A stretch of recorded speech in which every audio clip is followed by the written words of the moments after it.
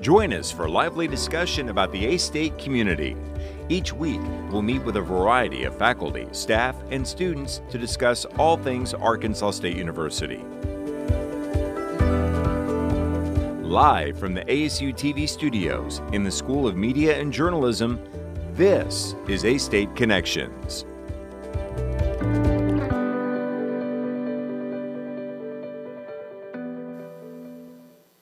Hello everyone, welcome to A-State Connections on ASU-TV. I am Luke Dunlap, a sports media major here at Arkansas State University. The Arkansas State University Department of Theater opens up the 2025-2026 season with a performance next month at the Fowler Center on the campus of Arkansas State University. Telling us more today is Assistant Professor of Theater, DayDay Robinson.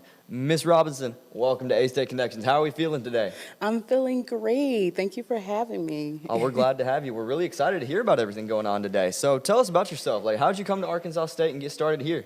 Well, in my last semester at my MFA program at Texas Tech, I applied and got a directing fellowship at the Arena Stage Theater in Washington, D.C., and I also was graduating in 2020, and we kind of all know what was happening in 2020, but that job opportunity to do that in person kind of went away. And because my 5-year goal after that was to be a professor, I started to look for teaching jobs, and I stumbled upon A-State, and so I was like, yeah, I'll do this, while I also had the opportunity to continue to do my fellowship and teach at the same time, so yeah.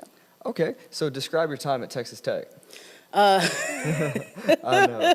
It was wild. It was really fun, but very, very busy. Theater education is super busy because you have classes all day and then rehearsals all night, and I was also going for directing and performance, so it's balancing being a director and a performer and also trying to get other education as well, because I also studied disability studies, and so I took classes that aim towards drama therapy and things like that, so I was just constantly busy.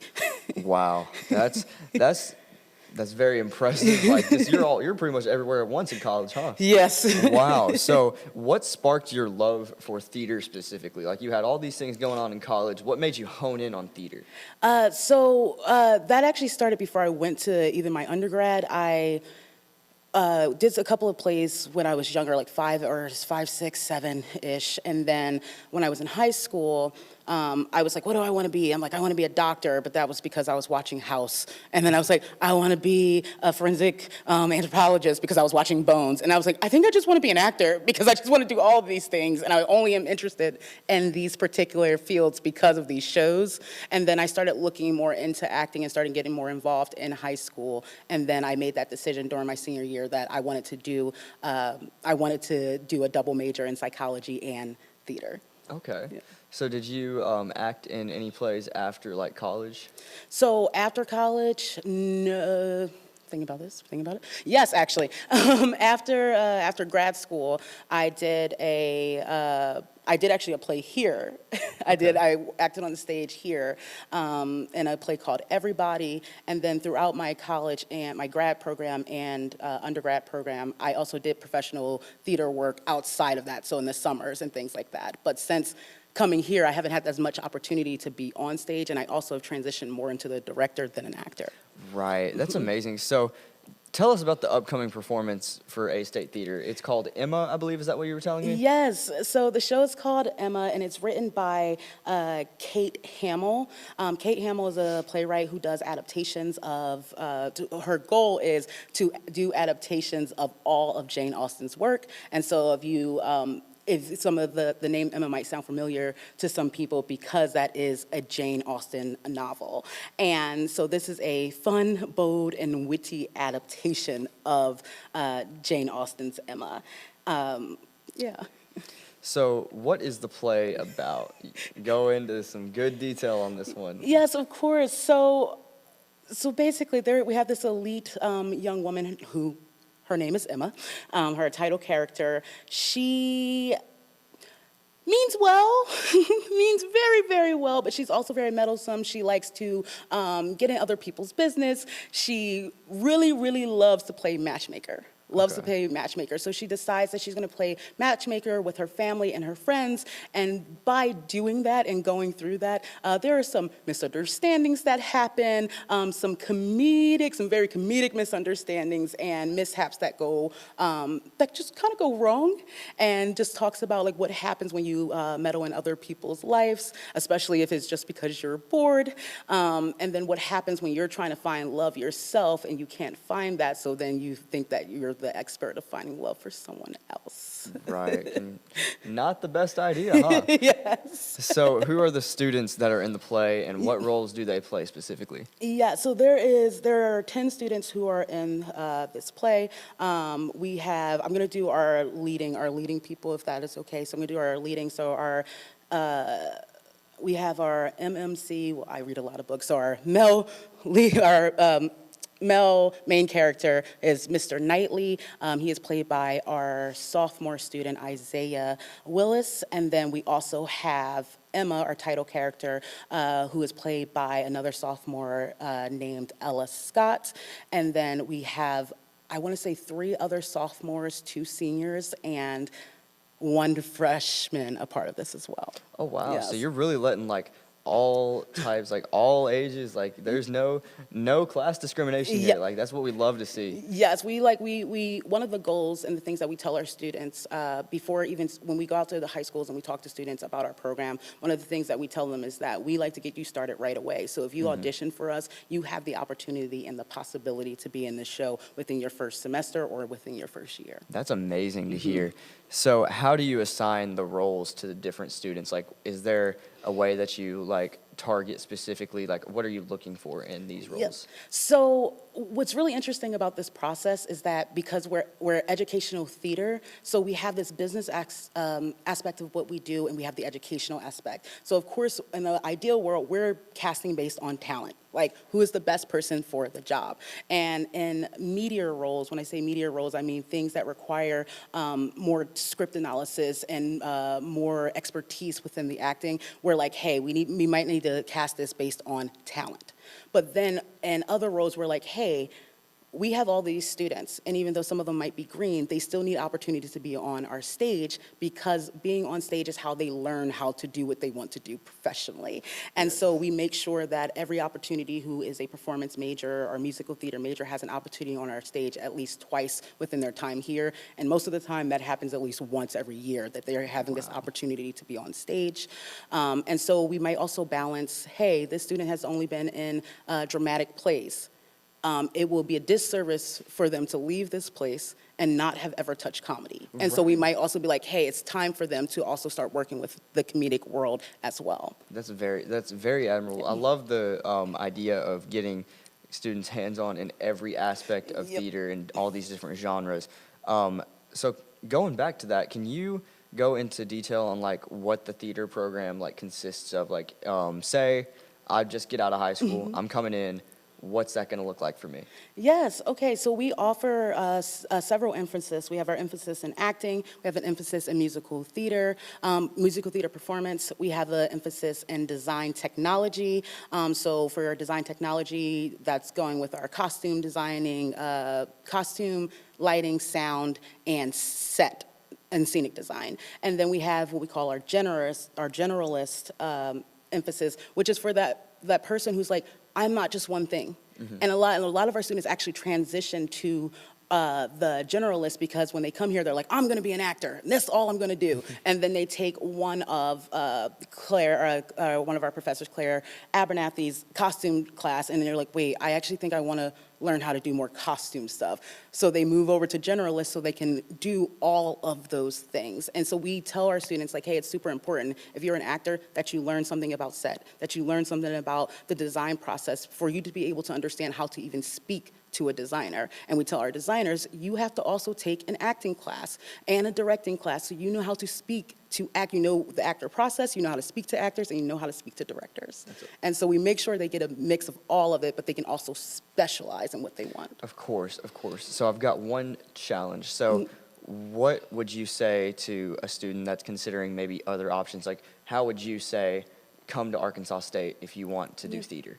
Yes, so people who are considering other offers, when we look at the schools that are around us, and they do great work, and making that very clear, they do great work. But one of the things that we also notice is those places also have grad programs, and what happens is, especially for our actors, those preferences for performance opportunity are given to grad students. And so one of the things we say here is like, hey, you get that opportunity to right away come here and start working right away. Right. And even those places that don't have grad students, you can see a trend that freshmen might not have the opportunity to be on stage for like the first 2 years.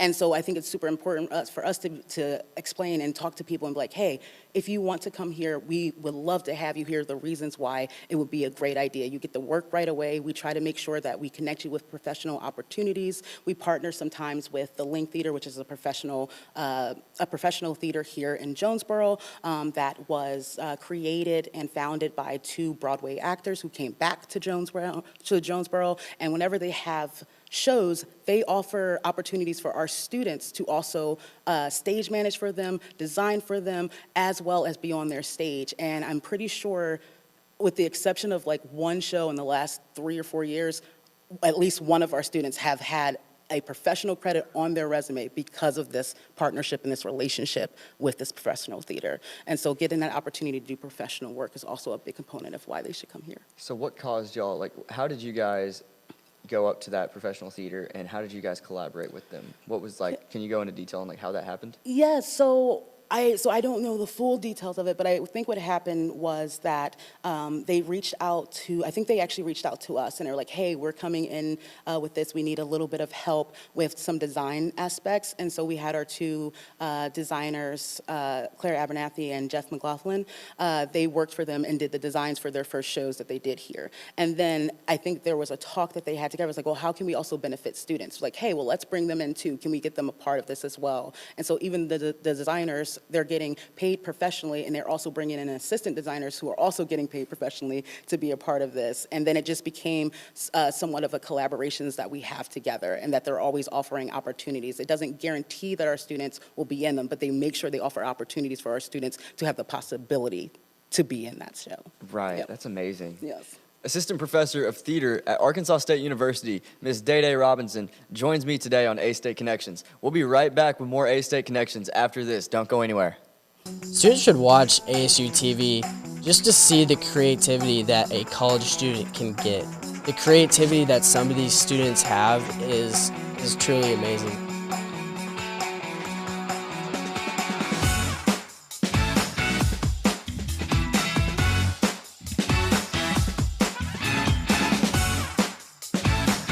Getting that experience can really just take you further, and I feel like our program does that for a lot of students.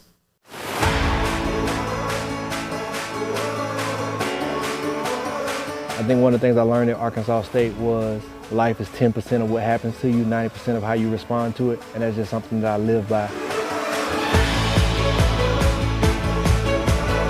A-State is home, and they're going to treat you like you're a part of the family.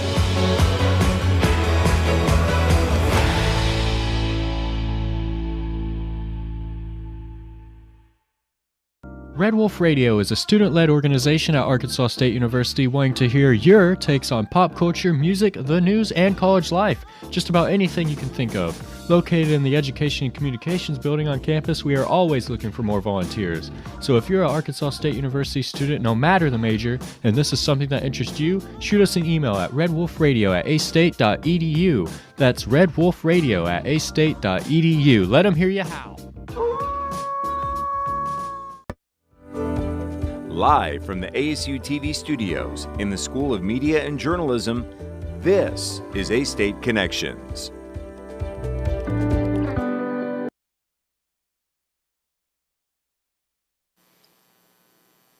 Welcome back to A-State Connections on ASU-TV. As usual, I'm your host, Luke Dunlap. We are continuing our conversation with Ms. DayDay Robinson, Assistant Professor of Theater here at Arkansas State University. Once again, thanks for joining us today. Of course, of course. So we're going to switch back to Emma here. So What can the audience expect from this performance? It sounds like you guys have been working very hard on it, and we want to know exactly what we can expect. Yeah, so one of the things that we've been saying as a tagline for Emma, for those those people out there who are Jane Austen's fan, Jane Austen's fans, we say that this isn't your grandmother's Jane Austen, and have been marketing as like it's giving Bridgerton, it's giving Clueless, it's giving pure chaos. It's also extremely funny. I think that the audience can expect to laugh. The audience can expect to connect with characters in a very heartfelt way. I think that's what they can really expect. And some really fun design choices. I'm very excited. You want to give us a little hint of what those design choices may be? So one of the things that they talked about was how the cat and mouse game that is kind of being played within this is a game. And so you might see one of your favorite old school board games as one of our set designs. Well, I'm very looking forward to that. So tell us when this will be, where it will be, and where can we get tickets? Because we are all intrigued here. Yes, so it's going to be held at the Fowler Center in our drama theater. It holds about 344 people, so please come, please come. Yes. We are doing it on October 3rd, 5th, and then October 10th through 12th. And those dates, so that's just the weekends. It's Fridays, Saturdays, and Sundays. For our Friday and Saturday performances, they're at 7:30 at night, so 7:30 p.m. And then for our Sunday performances, they're at 2:30 p.m. Okay, sounds great. After this, so once you guys put on this spectacular performance, the ovations are given. What's the next performance that we're going to see? Yes, so we go almost immediately into rehearsals for our next show, which is called The Thanksgiving Play by Larissa Fasthorse. And that play is another comedy, and it kind of just it questions like what happens when we as educators try to be right, to make sure we're inclusive and as politically correct as possible, but how that can also be dangerous when we're thinking about when we go too overboard with it. And so also a lot of mishaps, a lot of mistaken identity, or someone is not what you thought they were. Right. And yeah, it's a good one. It's fun. So do you already have like people in mind who you think will be able to do those roles? Yeah, so it's actually already cast. Really? Yes, Okay. it's a 4-person show. So we have our seniors, Nico Stark and Zane Brewer, and then we have Nico Stark, Zane Brewer, and then we have a junior who is Joe Kreitz, and then we also have a freshman, Cammie, who is rounding out that cast as well. Wow, that sounds very intriguing. I will definitely have to go see that. So let's go back to you. What are some of the productions you've been in? Just go through, I don't know, maybe 2 or 3? Yeah, so one of my favorite productions that I've been in is called Avenue Q. And I did this one in grad school, and I'll talk about a professional one too, but I did this one in grad school, and I got to play Gary Coleman.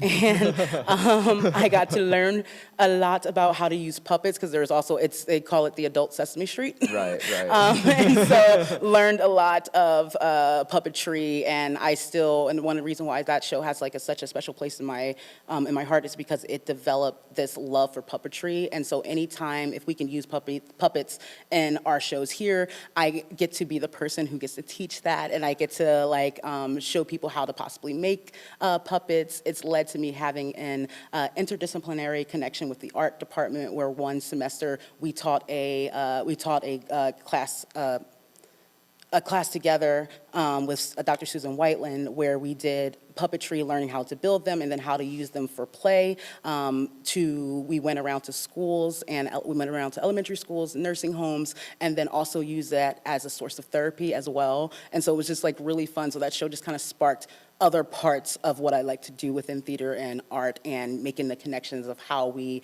engage with that socially, mentally, and how we can also use art to heal. Yes. So yeah, so that's one of my favorite shows. When did you do that show again? So I did Avenue Q, and I want to say that was in 2015. And then since then, I've of course done other shows. I did a professional show of a show called The Mountaintop by Katori Hall, and that is a show, it's like what happened if what would happen if Martin Luther King was visited by an angel the night before his assassination or the night of his assassination, and it's this person who comes in and talks to Martin Luther King, and we get to see Martin Luther King as a human being. So only a two-person show as a human being with his flaws and all the good that he did, but it also talks about him as the man who was flawed and the man who did such good work too. So that was also a really good play to do. But now I don't do as much acting. I do more directing, and I do some intimacy choreography and dialect coaching. Which is, you will see a lot of my work within Emma because I act as those for there. So I get to teach our students how to do a British accent, and it's quite lovely when we do it together. So it's been really fun. So as an assistant professor, kind of going into that, how challenging was it from that shift from being on stage, performing in front of all these people, to now behind the scenes, you're directing all these people to follow and do what you did? Yeah, I love it.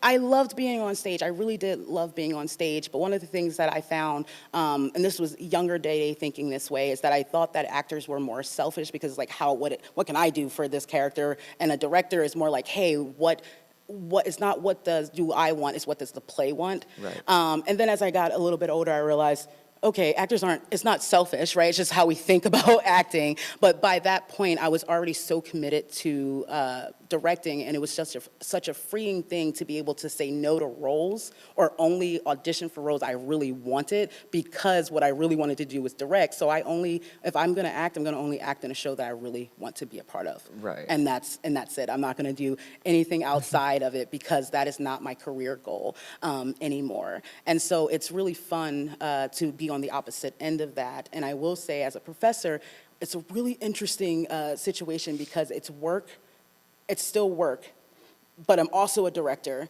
And so going from being in classes all day and then again going at night to then be like, I have to have both my professor hat on as well as my directing hat, because it's my job to also teach them, but we also have a time crunch, so we have to get things going. We have to move.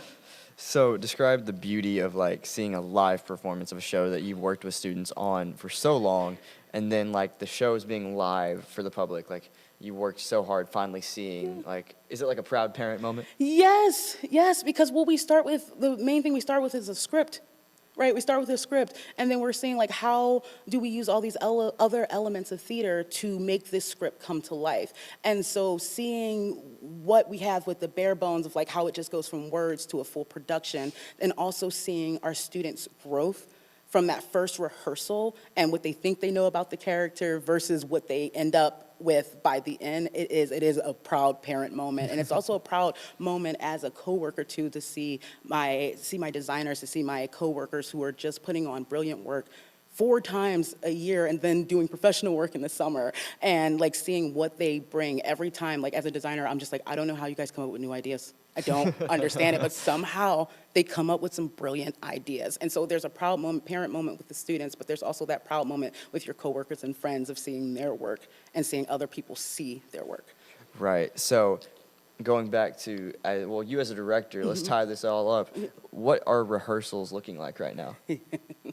Okay, so this rehearsal for Emma, I'm not the director for this, but for Emma, they have a 4-week rehearsal process, and then they have 1 week of tech. So that 4 weeks is where the actors are learning lines, learning their blocking, which means their movement on stage, and learning how to live within these characters. And it's also, they've had, like, there's some dance elements within the show.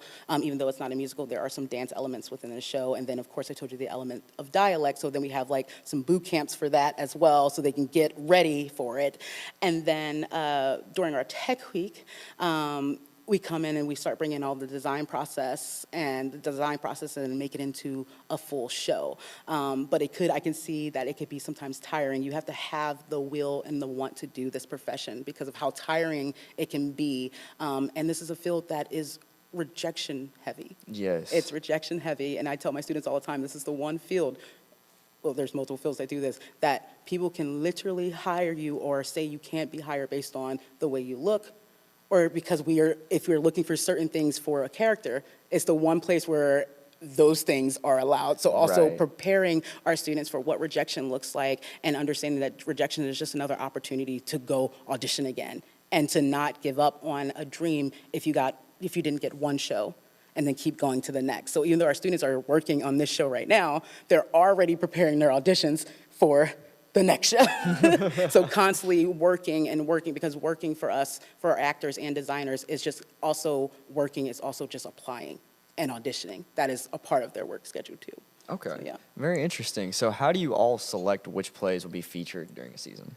We come together as a season selection committee. So our season selection committee consists of all of the faculty. We have 6 faculty, and then we normally have two student committee members. This year we have 3.